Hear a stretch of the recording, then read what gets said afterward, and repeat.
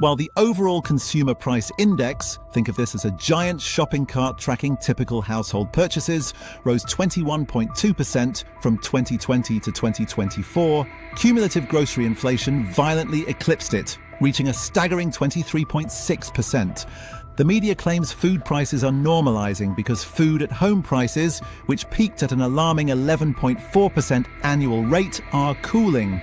You might feel relieved, but looking closely under the hood at underlying dynamics changes everything. Major grocers achieved immense margin expansion entirely detached from operational reality.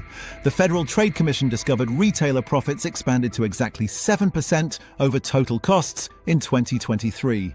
This shatters the narrative that your receipt simply reflects wholesale expenses. Albertsons saw explosive net profit growth of 671% between 2020 and 2022. The golden rule is when wholesale energy and transportation costs retreat, shelf prices should follow.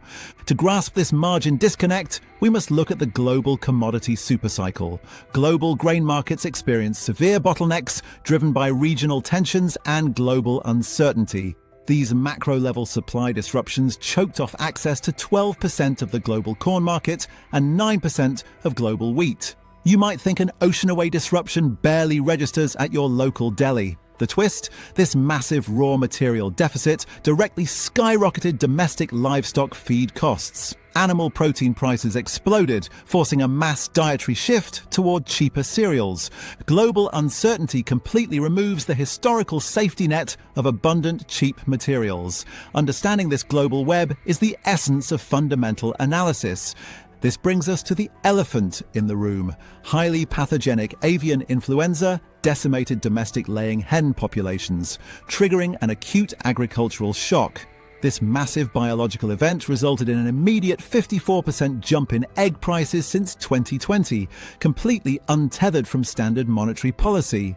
Even worse, ongoing outbreaks forecast another brutal 57.6% surge in 2025. Biological events are now prime drivers of persistent market volatility. When building a resilient investing strategy, you must account for these unpredictable shocks. Financially squeezed by biological shocks and relentless inflation, you instinctively seek an escape hatch. With an average consumer household's monthly grocery bill soaring rapidly to $681, immense financial pressure has shattered traditional brand loyalty. Consumers are aggressively pivoting towards store-owned private label goods to survive. This profound shift transforms supermarkets into both retailer and manufacturer, expanding absolute control over the 13.8 cents of every retail food dollar they command. Furthermore, import tariffs act as a concealed pressure valve. These policy shifts force imported global staples like coffee, which jumped 20% to remain permanently elevated despite easing logistical bottlenecks. Manufacturers know they cannot continuously shock you with price hikes without triggering a consumer revolt. Instead, they instituted a permanent, quiet reduction in physical volume. A staggering 1/3 of common retail products shrank noticeably in size. Standard coffee bags, for instance, dropped from 16 ounces down to just 10.5 ounces. This stealth strategy maintains margin stability while hiding raw price spikes from casual shoppers. Official metrics actively lag behind the actual destruction of purchasing power. This stealth inflation forces a catastrophic division in our consumer economy. The drastically elevated cost of sustenance is tearing the consumer base into two distinct economic realities. The lowest income quintile now surrenders a crushing 32.6% of their after-tax income just to buy daily food. Compare that directly to a mere 8.1% for highest earners.